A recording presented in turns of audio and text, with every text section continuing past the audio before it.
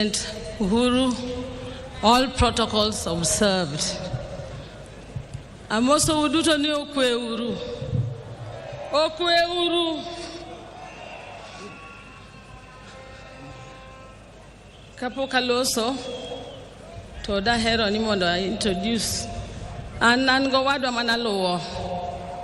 Wadwa manaluwo, niluongo no sewe. Osewe nenigi not nindo to ne ga jaode odwa mana no mosuda kachiel. 1 minute. Okay. To His Excellency the President, Mama Ida, and everybody, Nyinga Entabu Osewe and Yurjakom Adiambe Manelu Ojaoda. I'm also the area MCA. So I'll take this opportunity to welcome you all here because this is my ward. To Mama Ida, Ohula, Omuomowa, Takwa Imama Minpin, Nikikiwe Ohulani, Odhikodwa.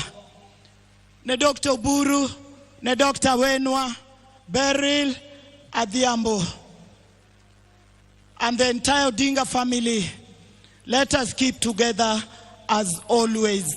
To Raila's 3 children, we are not only proud of you, but we love you very much and we expect to see Baba in you. You are Amola, you are eating Kionge Toji Openja, Konge Toji Chala, you are eating Kionge Toji Ocha. Mayora mola yori tinga kionge to jogi kinya. Joey. Thank you very much, everybody. I'm also, many of you here never knew that I have a right hand. My right hand is here today. Anbe nakendo ga yoga nakuja.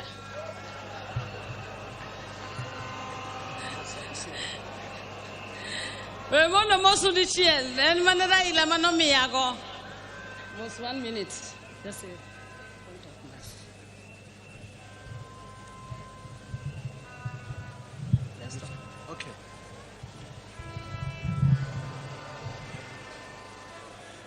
Jambo. I'm pleased to be here with special greetings from Ghana and from the Buzia family and the royal family of Winchi to the great man who is lying down there. And I'm so pleased to be here, a man who stood for justice for the whole of Africa. So I'm so pleased and honored to be part and parcel of this process, saying a farewell to one of our finest and greatest. He was a fine person with a finer mission and the finest vision for our continent. That's why we're all here today, and I'm also here with the family. Thank you.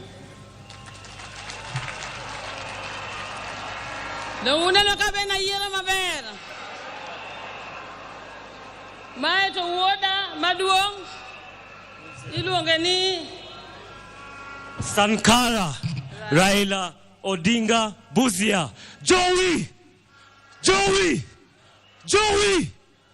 Thank you. My water Martin, Achakena Gola was my third born brother. Alongoni Papa Patron, Anchogo Macho Go, Korago Imos, Winter. I go Imos, Aerocommano. Thank you. You can go and sit. You can sit. Yeah. You can sit down. Yeah. I will delete and get back. Raila Molo Nyathiwa ninye no siepna. Ne kitwa chal. Othwon tathwon. Koro nuwa luor rekata. Samoro we are not take, tomare be take. Molo. Luo Wodoginga. Gimeri. Nyatemo totama. Baba Nyasaye no heri. Idhi roginga wonu. Idhi irmeri. Imos gidute, imos Tobias, imos Albert. Imos omuodo galogo. Iwe nise chandria hinya. Ichandri ne Kenya to Kenya nok ne kata. Wodo dingi chandri ne Kenya. Itoki chandri ne Kenya. Ajaviwa.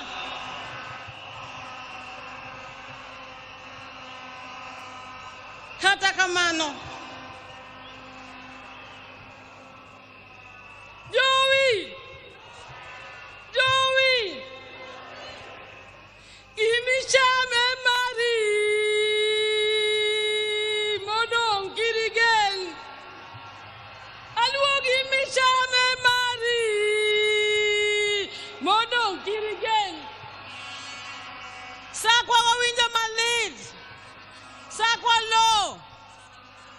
Lo jajuok. Yawa sakwa nyolurulo. Lo nyolurulo. Lo jajuok.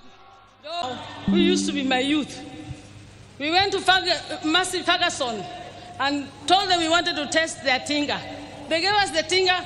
We went and got him as he was entering Nakuru and took him up to Stem Hotel with the Massey Ferguson tinga. I have been there. In 1982, some of you don't know, you only see me in this siyasa. I'm the fan of the first women who was said that I was with my brother as he was picked to go to detention. I was forced by the society to be one of the first women exilees. I went living in Uganda, Tanzania, and ended up in Zimbabwe. When my brother was supposed to be taken back to detention in 1990, he was asked where he wanted to go. He said, I'm going to Norway to my sister. Raila became a refugee in Norway, staying with me, Ruth Odinga. I'm just saying this to show you that this was a stoic man. The family has suffered because he sacrificed himself. Some of you are looking here, you don't know what Mama Ida has gone through. I used to know, I stayed with her. Being alone without your husband for all those years, the 9 years, and these people were mentioning. Some of these men, my fellow colleagues, even MPs here, to hear just about a cell, I was saying, you know, Raila would go to Yedonga Jela, he got quiet to Donga Jela, he got shell, Ario, Nakochiko, Monodichuko Hogditu, or Tuan Kosokatuan, or Tuan Kosokatuan, or Chandana Kenya Kosokotana Kenya. Nyakamane koro mogikni. Raila toka pod yiwago mana Kenya. Anyo go kodwa mbaka. Anyo oro jogi ma wacho ni mondo nyiewna ticket. Ago ero kamano ne joma ne nigi Raila out to last minute. Jomoko goga joma ni around Raila. To mage nyithind Raila. Sala njiwe wakani salo case. Ne vedo ki Raila kamona mora. Ago nero kamano. Ago kairo kamano. Ne ogeta. Maurice. Ogeta Maurice walo analuongera ni ground and ground. Nyocha nyise ni ogeta. Saniti ne izo chopa iwa ground. Chiengni duoge yuda ground. Ogeta kiwanyi neno. Gi Dr. Lunya. Gi wini nyaka wuor. Gaviango. Onge gima teki neno ngama tuon ka Raila ka koro nindo pinjo kama okika wondu onge gima tek. Datego nindo. Wako ni koro baba zigi kwe. Okno yotnwa. Doturwa. Anamor. Natnyuchul bungan laktar ma kodiga. Ane laktar ma thiedho ji te chakre Dr. Burma wado manikani. Nyamera moni chanan go India. Iluongo ni Beri la chieng. Podo tuo ko nya chop. To nyamera kane tuo to monya ya to openyen be sefen de laktar. Kanyo dhi Monda dia bed kode kaka laktar. Ana wana neno kaka Raila Odinga to. Latiwa digi kwe. And what you said about our party must remain. You told me that at 8 in the evening, the day before you passed on in the morning. It was only a weak party. We must be united. ODM must be united. And it must be strong. And if it is not strong,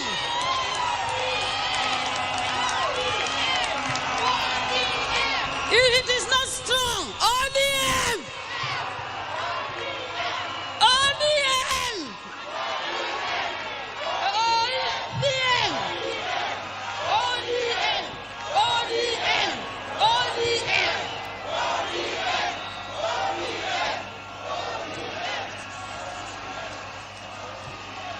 ODM must unite. We cannot have the ODM in Guinea-Wuko, another ODM being led by some other people, another ODM being led by the few. ODM belongs to all of us. Some of you who want to take it now don't even know how we started ODM. How we started ODM. ODM in Mala. And we are going with a strong, united, one ODM. That's why I want to make more.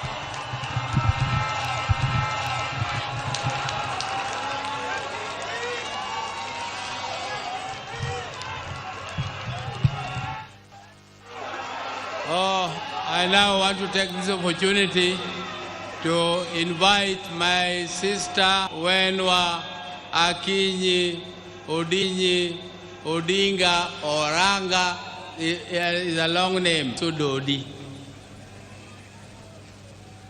Ma'am, where are you?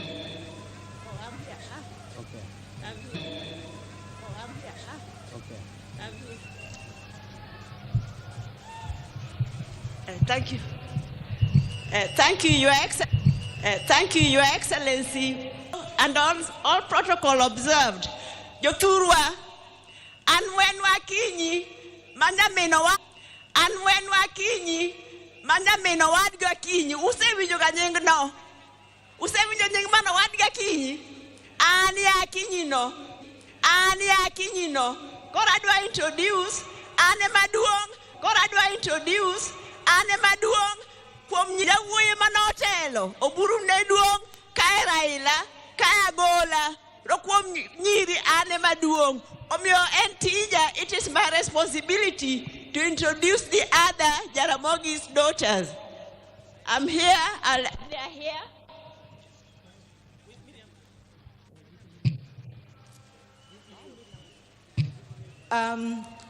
All protocols observed. Your Excellency, the President of the Republic of Kenya, and Your Excellency, former President of Kenya, Honorable Uhuru Kenyatta, my sister-in-law, Canon Dr.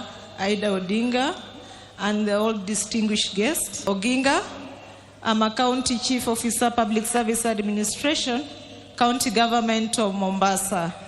So I would wish just to say that we've been students of the late. He was a brother, he was a mentor, he was a supporter. He's someone who encouraged me to realize my potential. So in losing him today, I've not just lost a brother, but I've lost a strong support system. Our father died when we were young, and our brothers took over. So today, I feel bereaved twice. So for all of us who are his students, it's upon us to make sure that our spine is strong. We implement all that he's taught us. Long live the king and long live the crown. The king has gone, but the crown is still there. Jaramogi family will fight on. We'll stand strong, and we will prove that the genes are very strong. Thank you. Thank you. I'll ride on the protocol already observed. I will not talk, but I will just clarify on my name, because when I was reading the eulogy, I didn't make it clear. My name is Emily Anyango Oginga, and I'm a sister to the late Honorable Raila Odinga. I'll just say sorry. Sorry to the whole world. Sorry to Kenya. Sorry to the Luo. Erokamano. Long live Baba. Go well, Jakawur. Erokamano. So I also have my people here, my children. Let them introduce themselves.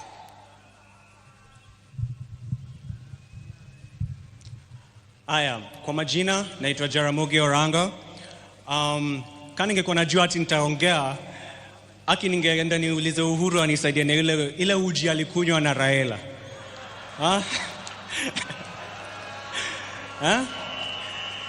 Juu sasa siwezi simama hapa niseme ati naogopa kuongelesha nyinyi wote. Kusema ukweli, niko na jasho, natoa jasho ingine mbaya sana hapa juu. Lakini kama ningesema hapana, mjue hata mimi mamangu wako hapa na hata mimi nataka kuishi hadi 80. Mimi nataka kufika 80 na kama nimesema ati sitaki kuongea, hata mimi mngeniweka tu pale tu. So mimi nataka tu kusema kuna tu mmoja unajua Raila ni mtu labda ulikuwa unampenda ama uko unampendi, lakini ni lazima ulikuwa unamheshimu. Hivi tu vile tunapendanga kupinga serikali. Unajua ni huyu mtu ndio alituletea hiyo, he gave us that ability to do that. Na sitaki kusikia ati uni mtu sijui alikuwa anapenda ukabila ama sijui nini. Kuna kitu kama hiyo. So napenda tu kusema asante kwa baba na nataka ku pass my condolences kwa Auntie Aida na kila mtu mwingine. Asanteni sana kwa kukuja na kwa kunikusikiza. Asante. Thank you.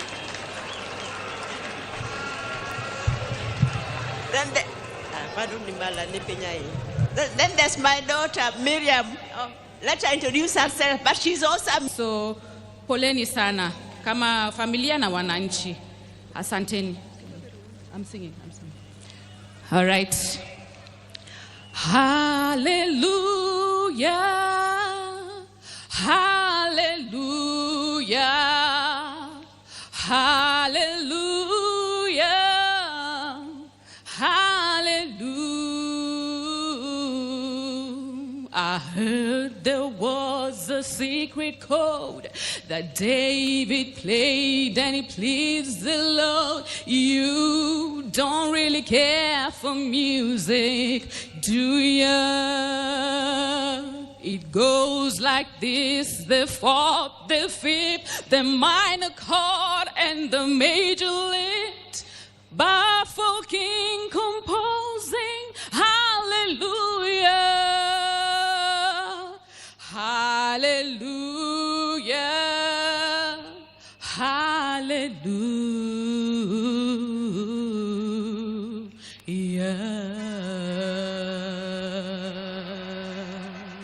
Rest in peace, Baba. Asanteni sana. Thank you. Thank you, thank you. Yeah, so now I'll have to say something. By the way, this is the most difficult eulogy, Eliete. Actually, for the first time, I'm in Jokatekna. My father used to call Oburu Word Komolo Ondugu, and he used to call Raila Word Luo. So then quickly the names changed to Wodi and Aluo. So me, I grew up knowing Raila as Aluo. Uburu was mostly away in school in South Nyanza. He didn't spend much time with us. But Raila would be left to look after us, to cook for us whenever my mother was away. And then Uburu said the other day that Raila liked news, even from the time he was a little child. Let me tell you, whenever he was left to look after us, and he's going to cook and it's news time, he would put me there to listen to news and then tell him later what had been said. Can you imagine? I'm supposed to listen to the radio, to the news, and when he comes, I'm supposed to tell him what was said in news. I was not more than 6 years old, I'm sure. I would hear the name of the newscaster. He was called Cosmas Bala, or what they call Work. And then I used to hear the name Accra, Ghana. And then I used to hear an advertisement, Vaseline hair tonic. But my English was poor. So when he came, I would only tell him those things. But then I would say, Vaseline hair tonic instead of Vaseline hair tonic. And then Oburu will tell you maybe how Raila was strong-headed. In school, there was a rule that when you are caned by the teacher, you were supposed to get up, salute, and say, thank you, teacher, which he refused to do. Every time he would get up, walk away, saying things about the teacher, maybe just mumbling, and the teacher would call him back, cane him again, until the teacher gave up. Maybe Oburu will tell you more. Then,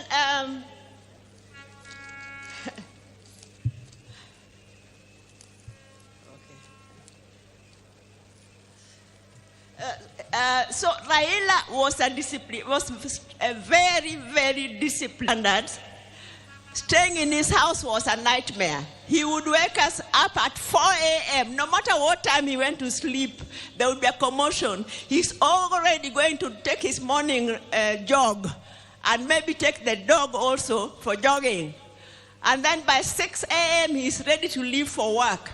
He was working at the Kenya Bureau Standards. So when you're working under him, you could not be late, because if your boss is already there after just at 6 o'clock, you cannot even lie that you are there on time. And he introduced an attendance register. I mean, you had to clock in. You had to clock in, and he knew exactly what time you had come. So the third one, the fourth one. Sorry. Then let me say that as a family, I know most of you won't believe it, but we also used to have our differences. We have, even now, we have our differences, and we can have very hot arguments. Raila and I, sometimes we used to have very hot arguments. You'll see that when he's telling us, he's trying to explain some of even his political moves, he'll be looking at me, because he knows me, I would not spare him. I used to tell him whether he wanted to hear it or not. So one time he came to my house, and then we were having a hot argument until my maid thought we were going to exchange fists. And he went to the toilet. I could hear him, go walk about the red, which going back to the cat, adagi. I've refused nimekata adagi.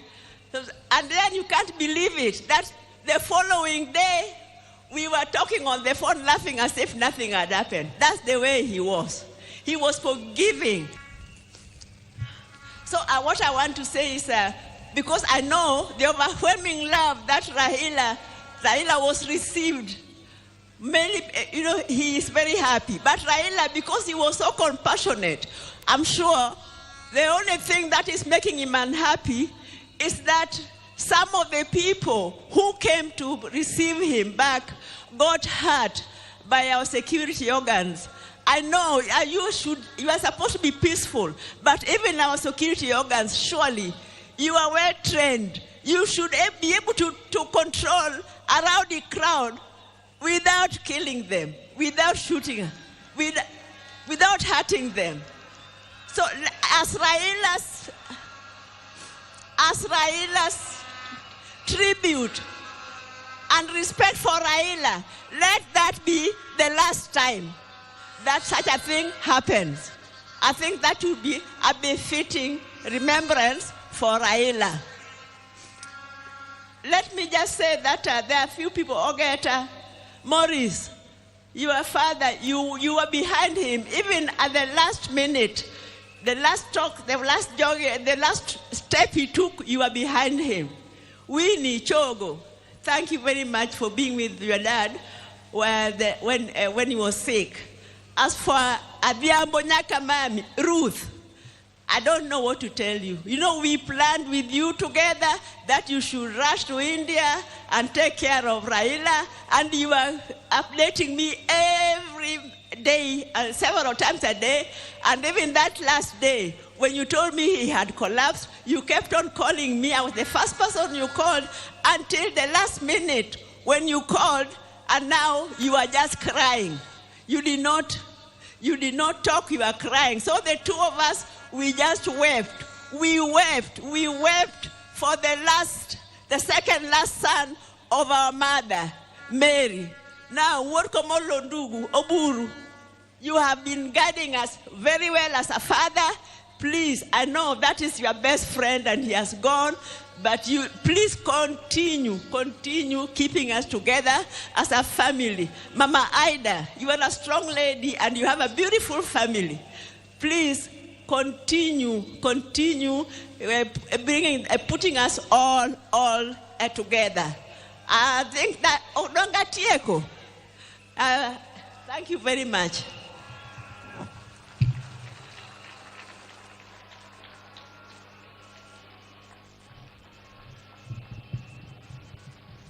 Yeah, thank you, my sister.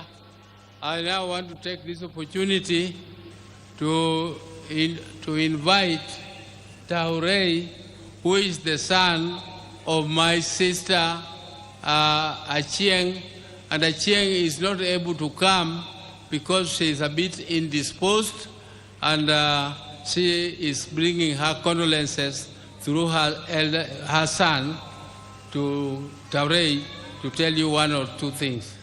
Taurei, please. Hello, Your Excellency, fellow dignitaries, my family and friends. I'm here representing Beryl Odinga. I'm her son, her last born. Other daughters couldn't make it at the moment, but we're here representing her. I'd just like to tell you all that Baba was Mom's best friend. He really cared about her, saw her through thick and thin, and even right now, I'm married to someone from the game. She's back there, her name is Brenda, and Baba contributed heavily to our marriage. To this day, you can still hear him telling us the same things over and over. Your marriage is the strongest thing that you have in this life. And I just want to thank him for that and everything that he contributed towards our family. Thank you.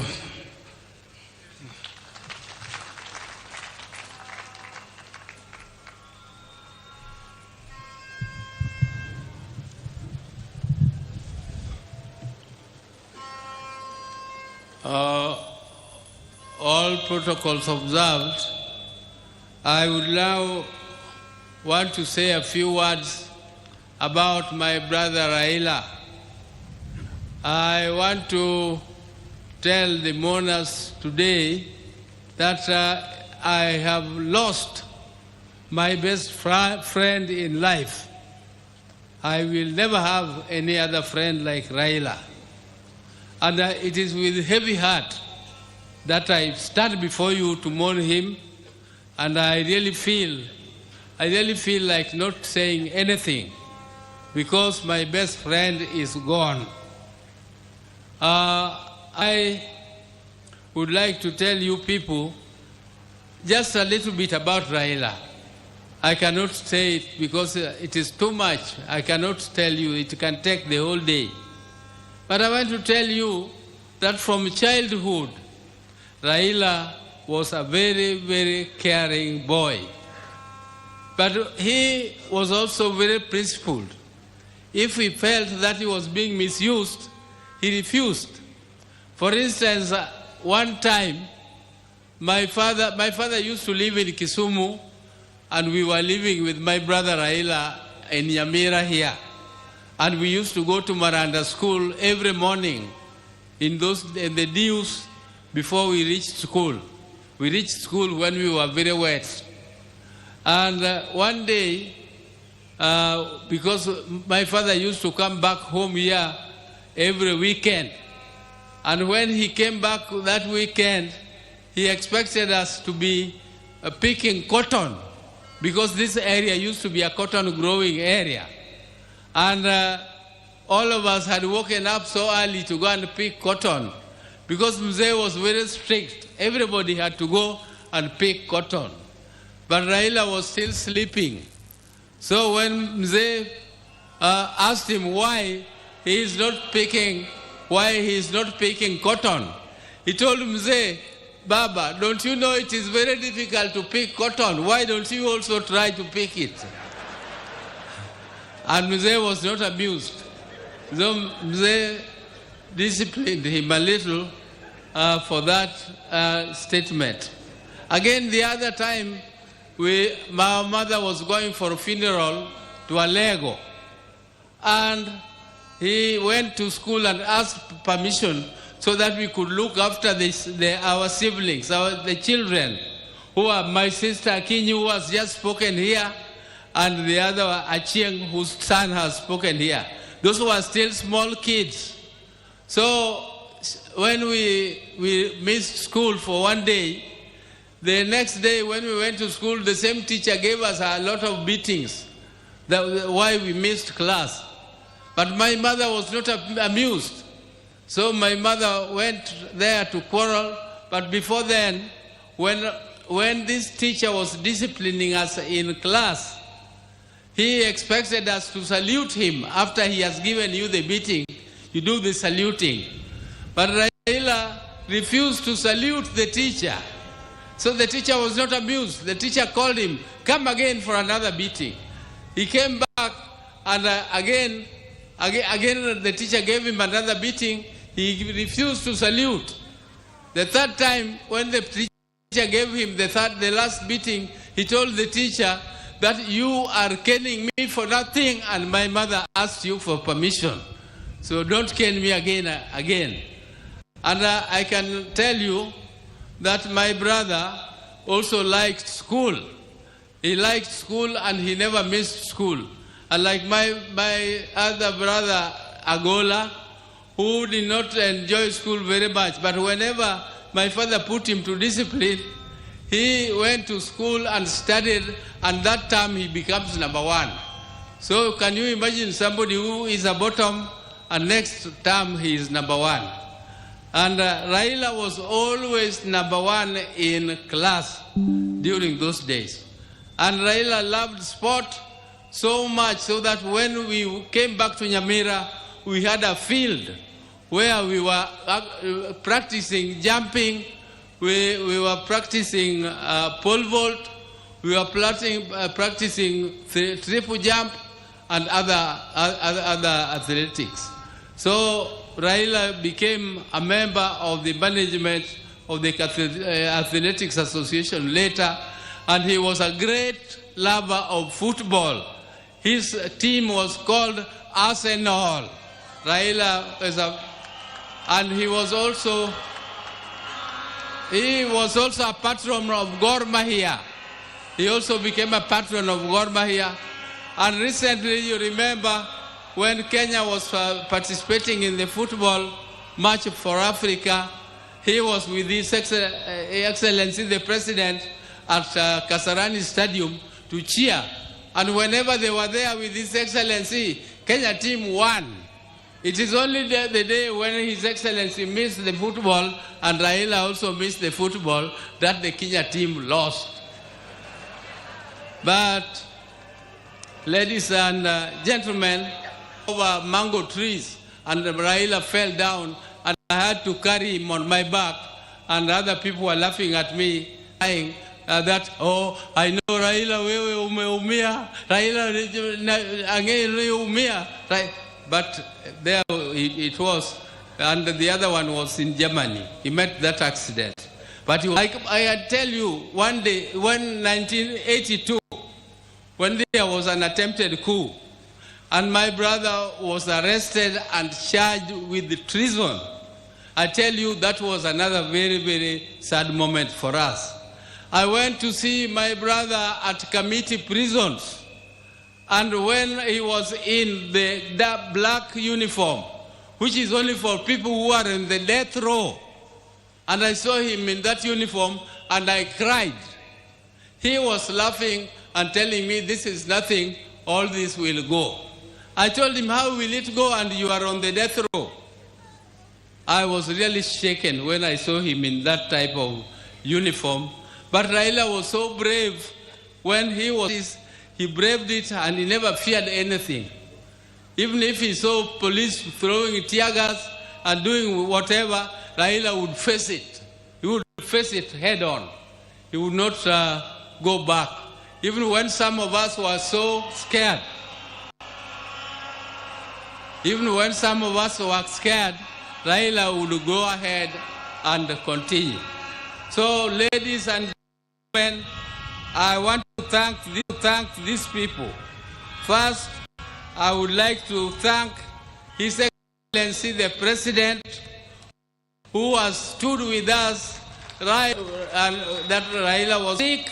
We were with him and Raila, and he is the one who organized the transport which flew Raila to India for treatment. I also want to tell you that the President kept a vigil and he always checked on Raila to know what was happening with him. The day Raila died, I first of all called him and told him he was in a very critical condition. I was told by my sister, Akinyi, that Adhiambo had called from India. So I called Adhiambo, and then within no time, wailing. I called the President again and informed him, and he was very sad. But he organized everything. All this arrangement would have been too heavy for the family. I don't know whether I would have not collapsed if this was placed on my shoulder to take care of this big crowd here. Thank you, Your Excellency. Thank you. I also want to thank the chairman of the National Funeral Committee, Professor Kithure Kindiki, who tirelessly worked and made sure that everything was organized and well arranged as it is now. I also want to thank the security. The security which did this, the army, all the armed forces, all these are under instructions of the President. Thank you again for all that you did to us. I also want to take this opportunity to thank Honorable Musalia Mudavadi, who led a team to collect the body of my brother Raila from India back here home, and he was accompanied by the ministers, Murkomen. Thank you very much, everybody who was in India to bring the body of Raila home. You did well. My special thanks go to Dr. David Olunya, who is a personal doctor of my brother, and he has been with him all through. He went to India, but he has been with him even earlier than that. They were together in Dubai. They were together at Nairobi Hospital. So thank you, David. Thank you for everything that you did. I also want to thank Ogeta. Ogeta is our relative, Enya Kewaka. He is the one who was taking care of Jacom up to the last moment when Jacom took his last breath. I also want to thank Jeff Oyer. I want to thank Winnie, particularly Winnie, the niece. Winnie is a very brave lady. She was there with Jacom when there was a session in Arusha where they were supposed to go for a session. I asked her, Winnie, are you not going? She told me, then she just pointed at the father and said, him. I'm not going because of him. I have to be with him. And that is before Raila went to India. And she was there from that date. She took care of her father, and she was very, very, I think she was very caring. She did everything that is humanly possible to do. Thank you, Winnie, for everything. And my sister, Ruth Adhiambo, who also bought a ticket and went to see Raila. She sought her own visa, and she went there, and she was with him up to the last minute. Thank you, my sister. Thank you very much. I also want to thank Okech Sala from Migori, who was very close to Raila. He had arranged all the tickets, and he was with Raila all through. Okech Sala, thank you very much. I want to thank the National Assembly Speaker, the members who also organized and went to collect Raila's body, Aaron Cheriot and Junet, Honorable Junet, though he did not go, but the majority leader in the National Assembly. And I also want to thank all the visitors who have come, and Your Excellency, the security which has been taking care of Raila. I would like to plead with you. They have done a great job. They have kept vigil, and they have been there for him all through. So, Your Excellency, please give them promotion 1 grade. Just 1 grade won't be too much. So, with those very many words, I would like to now say bye-bye to my brother, bye-bye my best friend, bye-bye my confidant, bye-bye my everything, my advisor. And I would want to ask God the Almighty to put your soul in peace, and please greet for us our people who went before you, my mother, Mary Odiogogi, who went before us, and all our siblings who are there, and all the great leaders who are your friends, like Julius Nyerere. Greet them all for us. Thank you. May God take care of you, because you are a good man. You are a good man and a truthful man. Thank you very much. Thank you.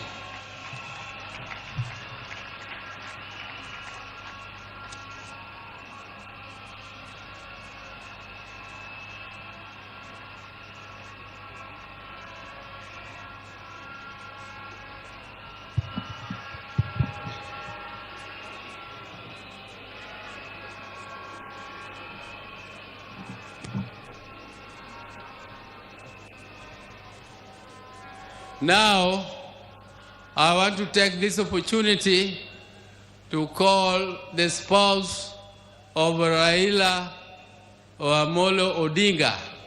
She became more or less a widow when Raila was detained. At that time, Raila was only 37 years old.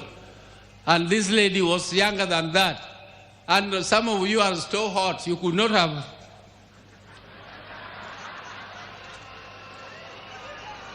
No, now, as you come, I forgot to introduce my spouses. Dr. Ann Oburu, where are you? Dr. Ann. And Judy. Where is Judy? Thank you. Thank you. Dr. Ida Odinga, canon, who is a canon of our church, Anglican Church, and I would now ask her to come and address the gathering.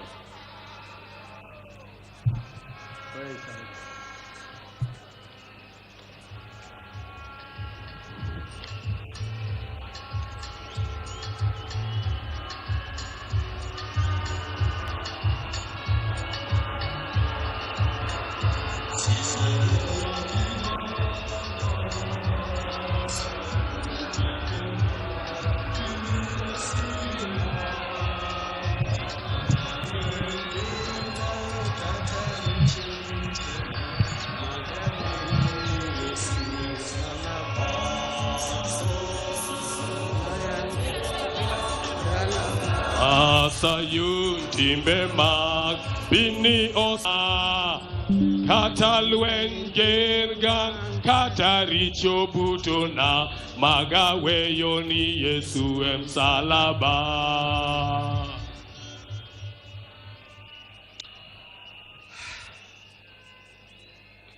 Nature.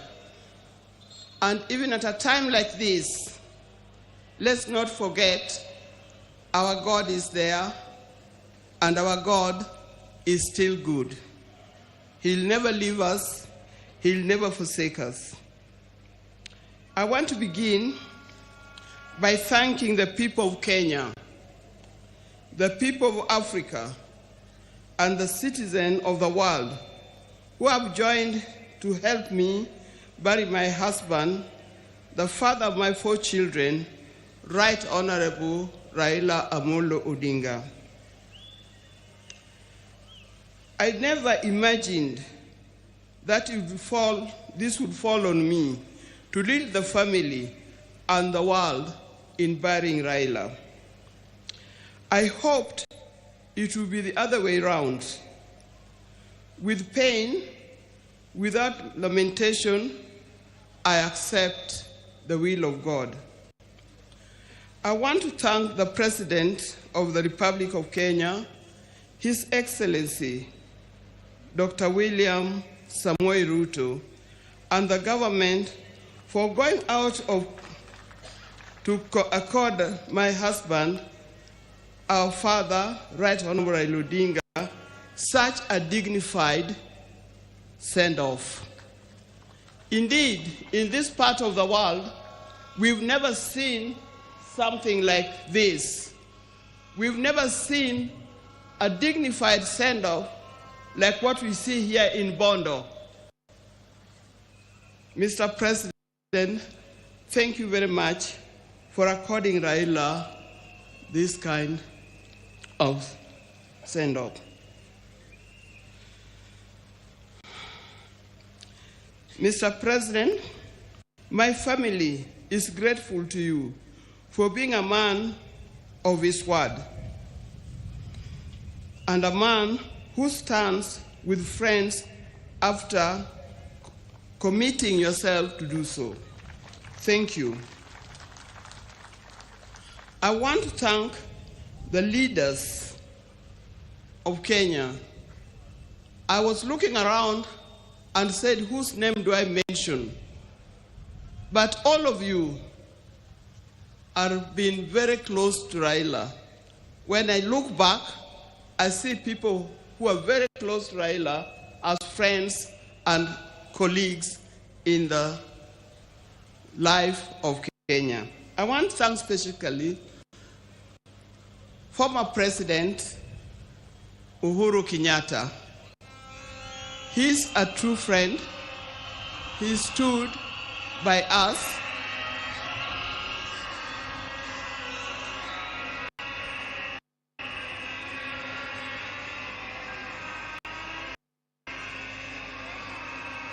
Yes, thank you.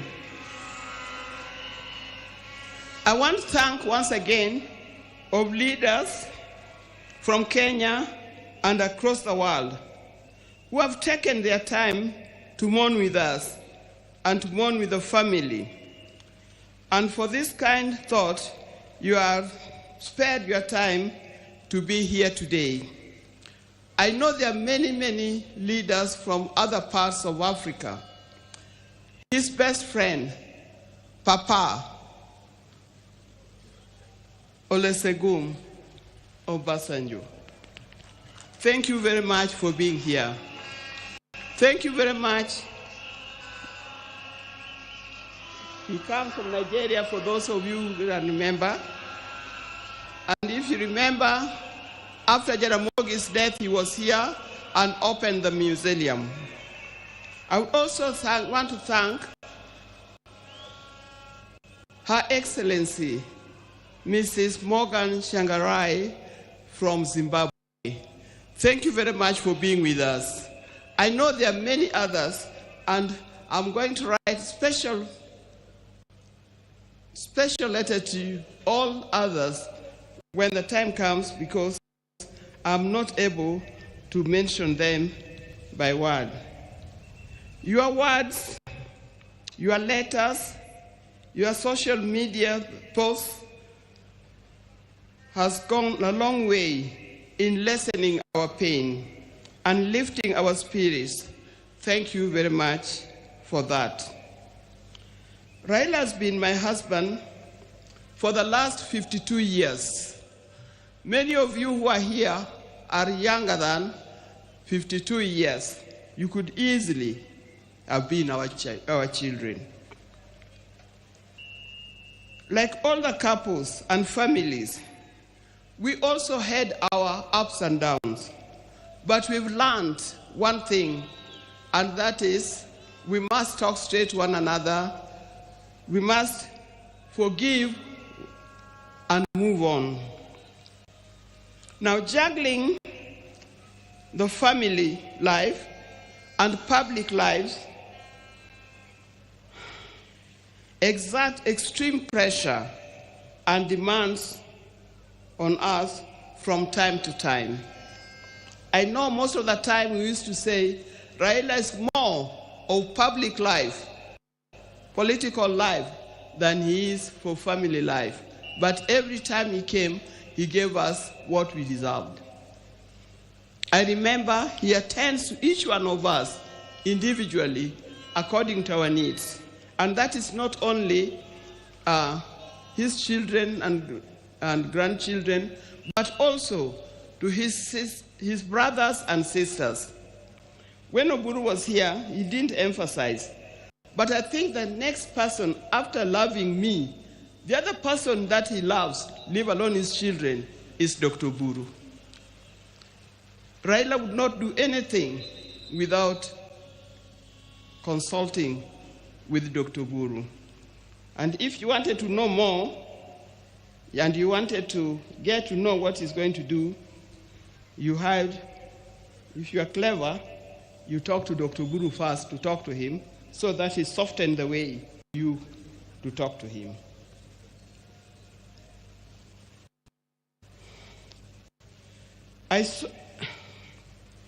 Through all this, what remained unchanged was our commitment to each other. On our belief that he had seen through and vows, and we made each other at the start. It worked for us. It was through the tumultuous years of detention, years of exile, and decades of commitment to the people of Kenya and the people of Africa. The detention years and years in this exile tested our family in a way only the family can appreciate. It was not easy. But all the time, when he was away, either in detention or in exile, I knew he would always come back. This time,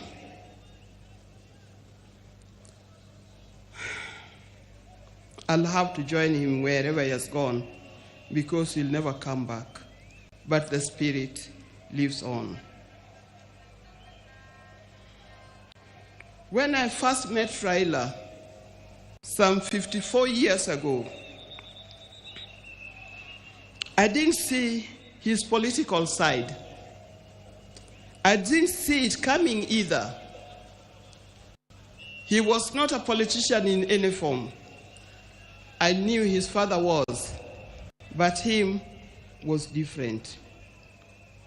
And with my friends, then I was at the University of Nairobi, we were young, idealistic ladies who swore not to marry.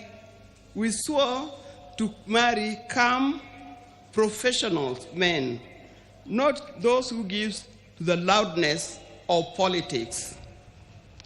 I swore we had no time for the people who are doing political science, the lawyers, and so forth. We didn't know what was coming. In my group, and they know them, the group of the sisters were with at the University of Nairobi, people like Leo Duol, Gladys Okoth, Deborah Kiai, and so forth. You know you very, very well. Out of my group, I was the first one to marry. I married an engineer, demeanor, and reflective character. They all congratulated me because of that. Little did I know I was marrying a political engineer who would proceed to make engineering of Kenya his lifelong project. I didn't know. From the turn of events, I came to understand firsthand that they mean, I came to understand firsthand the meaning of still waters runs deep. He was a calm person, but as we lived, I realized he was a deep thinker of a different kind.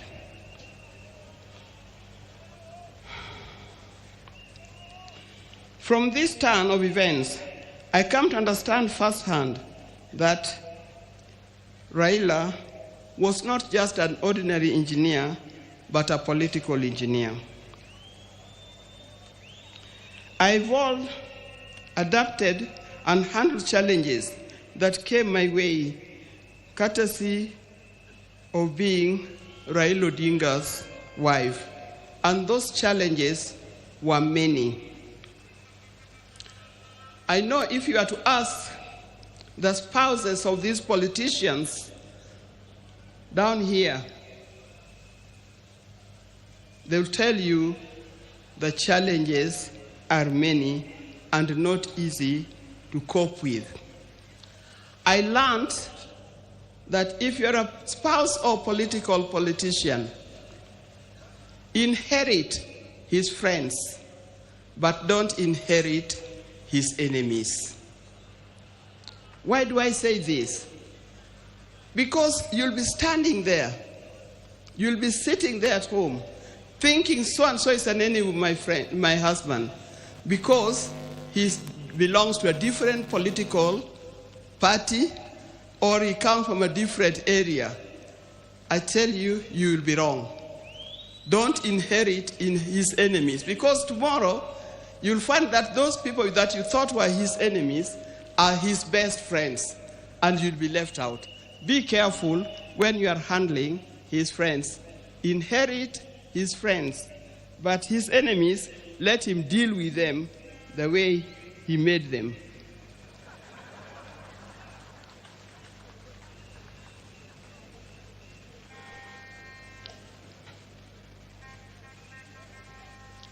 After going through it all, I had a chance to marry. If I had a chance to marry him, I would marry him again. I would be happy to do it. But this time, I would marry him knowing I'm marrying a politician, not just an engineer only.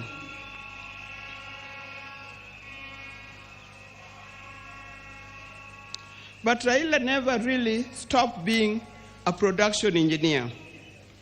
It has been said, but he also practiced it.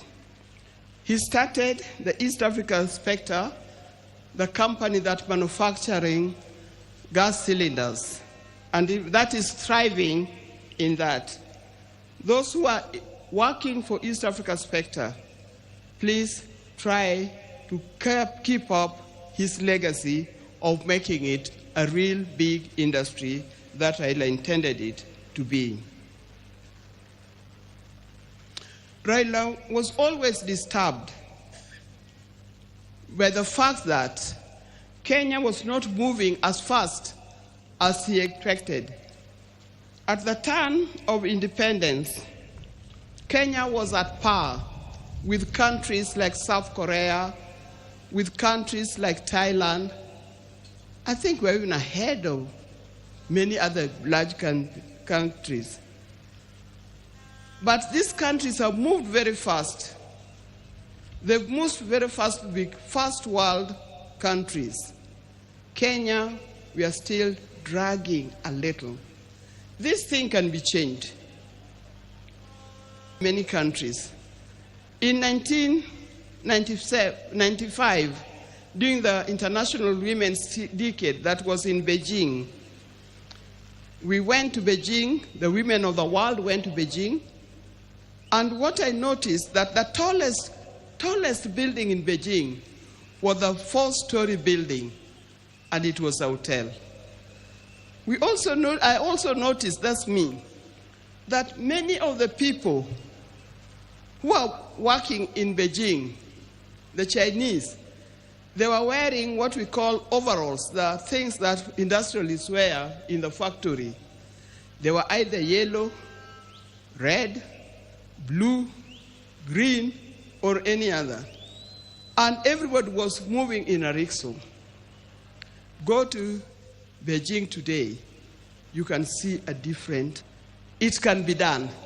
Even in Kenya, we can change it.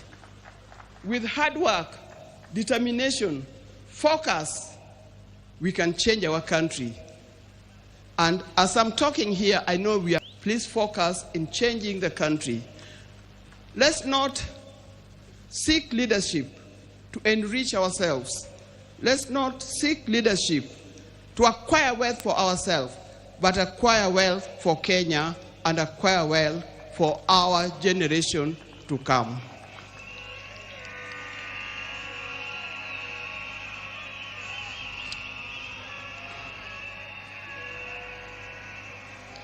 In the name of RAILA, I appeal that we focus on national wealth instead of personal wealth.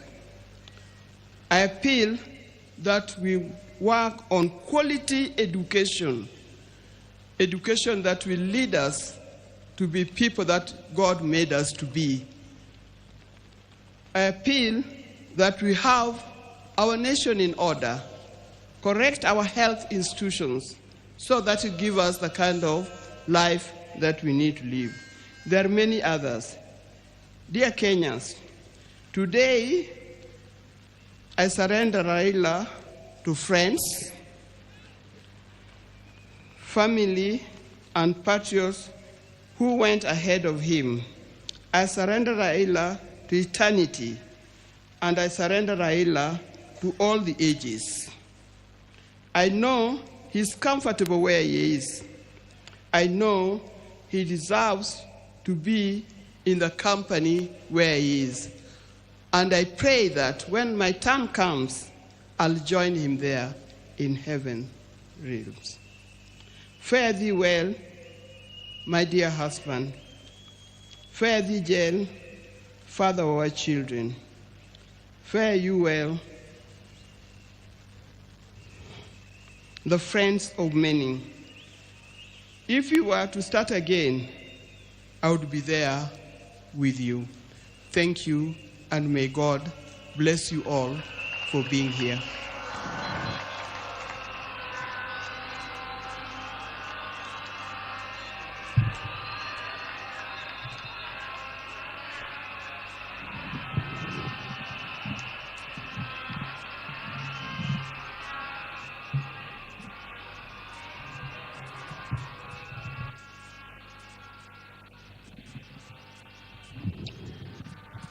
Your Excellencies, fellow mourners, we have given the family ample time to eulogize and pay tribute to our departed leader.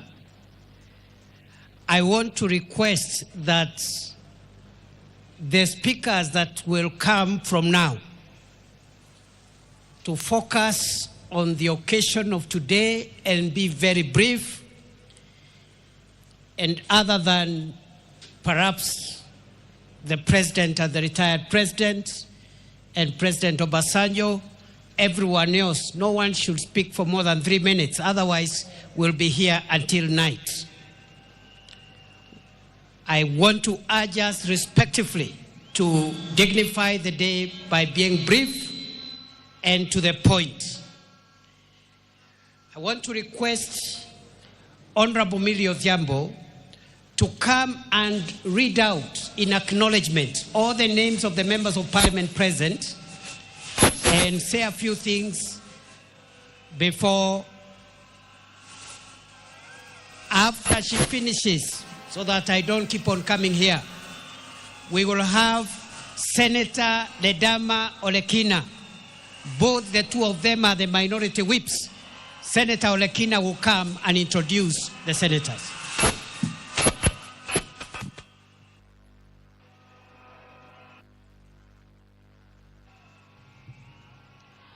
Your Excellency, the President, Dr. William Samoei Ruto, all the dignitaries here, Mama Ida, the smaller family of Baba, and the larger family of Baba, including the international family, I greet you in the name of our Lord God Jesus Christ. Your Excellency, my task is very little. As you know, sometimes I am called a bad girl. But for the sake of Baba today, when we are sending Baba, a man I respect and to whom I owe my political career to, I will be a good girl.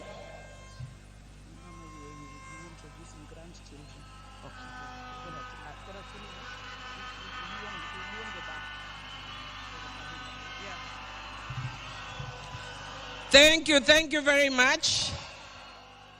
I told you I'll be a good girl and I do what I'm told. So before I go on to introduce the members of parliament, because that's how good I'm going to be, I'll request Honorable Dr. Raila Odinga to please join us back on stage. Pole pole sana. We are with you.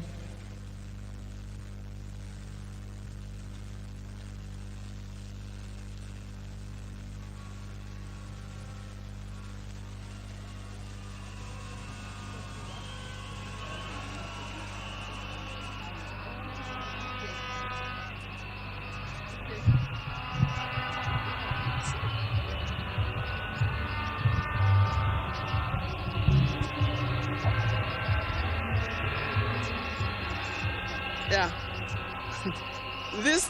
These things, some things start early. When I was speaking here, I'm being reminded that I did not introduce the grandchildren. Raila had grandchildren. The ones who are here, we start with Safi. Safi said where you go to school. I go to. Hello, everybody. Can I speak? Yeah, it's English. Oh, okay. I have a short speech, so okay. I will say my short speech for everybody. Okay. Hello, everybody. I hope everybody is doing good today. Thank you all for coming to have us mourn my grandfather. Today I stand before you not only as a Kenyan mourning the loss of a national icon, but a grandchild mourning the loss of our grandfather, the Right Honorable Raila Odinga. While the world might remember him as the people's president, a political giant, a freedom fighter, I will always remember him as a man of quiet strength, fierce love, and unshakable purpose, my Babu, my hero. It is very hard to say goodbye to somebody, especially when you thought that person was immortal. I think of this situation as the ending of a great TV show. Like movie critics, we should focus not only on the ending, but what made the ending so impactful. The patient listener, a gentle teacher, the grandfather who never let the weight of the world stop him from showing up for all his family members, laughing with wisdom and with patience. When I was in school, I was part of a play. I wasn't the main character. I wasn't even a side character. I was a mere backup singer. I remember telling my grandfather how great I was, how happy I was to be in this play, and how I couldn't bear being in it. And I remember telling him, And I remember the morning of they were getting ready, they marked it for a chopper. My grandfather had managed to make it to my event. This is to show the type of person he was. No matter how big or small the achievement, he would always make sure to be there and make it known how proud of you he was. He had a way of making you feel like you were the most important person in the room. As I stand here looking at your casket, I'm not afraid to admit that my next achievement will be 10 times heavier, knowing that one of my biggest cheerleaders is no more.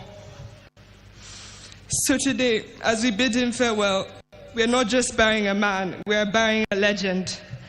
And I want to say this especially to my Kenyan people. We are the legacy. If you ever doubted your voice, doubted that you mattered, remember him. If you ever felt too small to make a difference, remember him. Remember, he was not born a legend. He became one by showing up, by speaking up and refusing to sit down and be silent when it was easier. I used my time to keep this legacy alive and remind the nation that not only was there so much greatness in him, but there's as much greatness in you as well. To quote him, you can only live once, but if you live it right, once is enough. Joey! Joey! Joey! Thank you. Oh, sorry, I'm Safi. And I go to school in the University of Maryland, Baltimore County. I now use this opportunity to introduce my other cousins. Come on. Hello, everybody. My name is RAILA Odinga. I stand here before you not just as a young Kenyan, but as a proud granddaughter of the now late Honorable RAILA Amolo Odinga.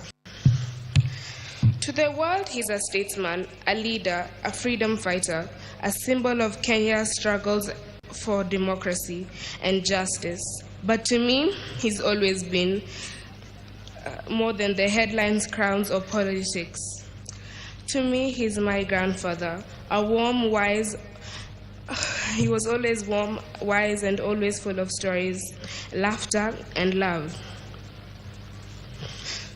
Some of my earliest memories of my grandpa are sitting beside his side, listening to all the stories he told me about our country, about where we've come from, and about why he chose to fight, and about Kenya. And I really miss him, and I still can't believe this is happening. Rest in peace, Baba.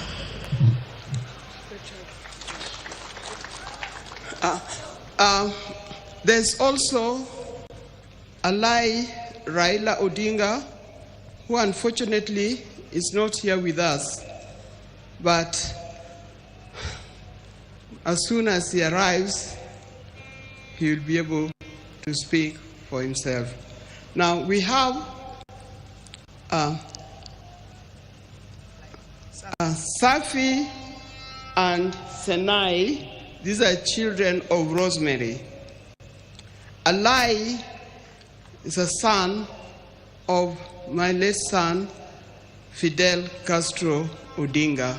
He's the one who is not here with us today. But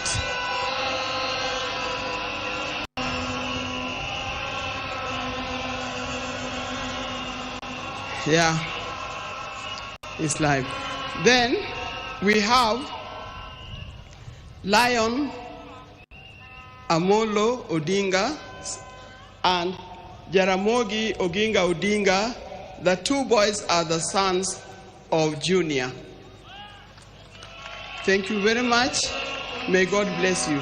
Now you know who the Odingas are. Thank you for reminding me. Thank you. Okay. Sorry, good girls.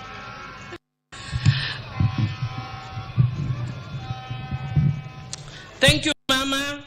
Now we can see that even though Baba has gone, there are many people who have taken after Baba in that family. Because Baba held our hands, Mama, we will also hold your hand. And we will hold the hands of Winnie, we will hold the hands of Rosemary, and we will hold the hands of Junior.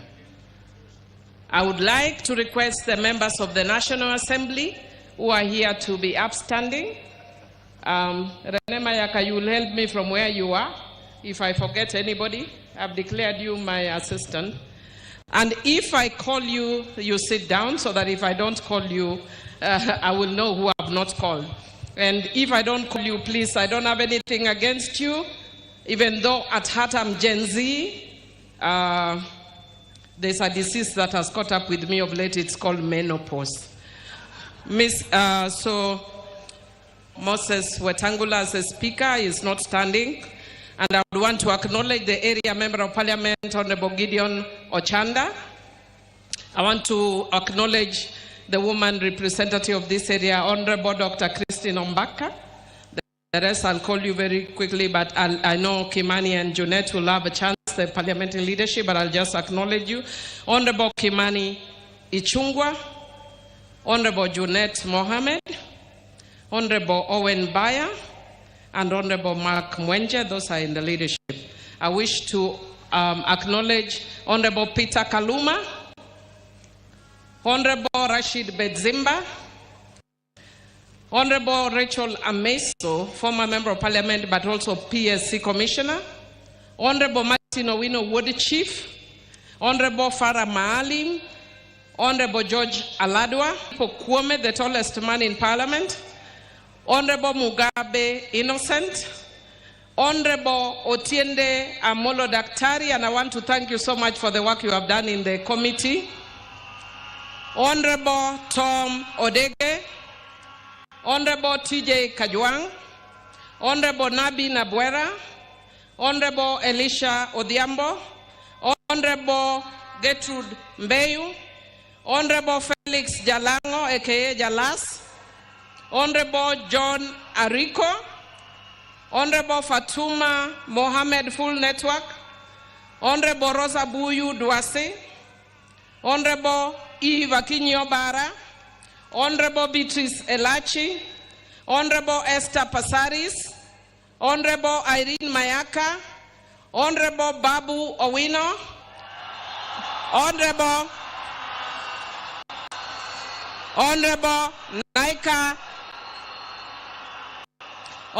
Naika Johnson, Honorable Oku Kaunya,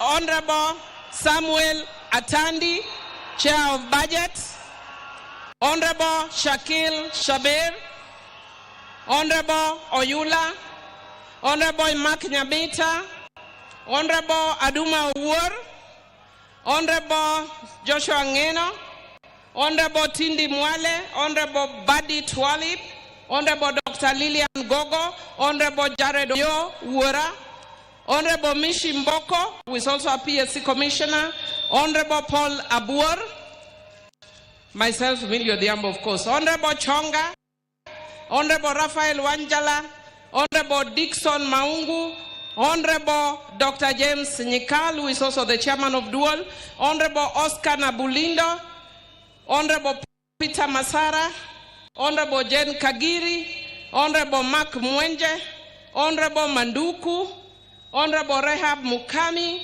Honorable Doris Donya, Honorable Lillian Sioi, Honorable Sabina Chege, Honorable Irene Njoki, Honorable Geoffrey Odanga, Honorable Caleb Amisi, Honorable Joyce,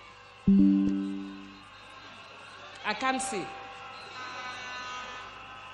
Honorable Sudi, Oscar Sudi,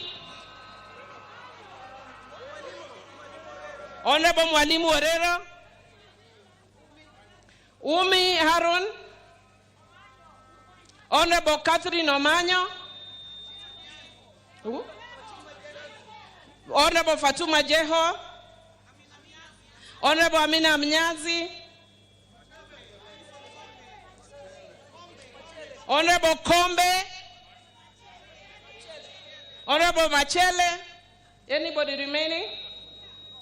I think I am done with the National Assembly and Your Excellency the day. Oh, Honorable Boko Milema, you are hidden there, that's why I can't see you. Thank you. And Deputy President, I just want to say that I talked to Baba on Monday evening when he was with Adiambo, and I want to confirm that what he said the same thing to me, that we need to be united as a party. And he told me in Kijaluo, Odwa, and Ot Achia. And then Baba also told me, jokingly, because when I asked him, Baba, how are you? He told me, Amilo, I am fine. In fact, in the morning, I walked all around. I am even surprised there are people who have killed me in Kenya and have already buried me. I want to tell you, as Jokanyanam, that for those who killed Baba and buried Baba before his time, because we are Christians, we forgive you. But we will never forget. But we also want to tell you,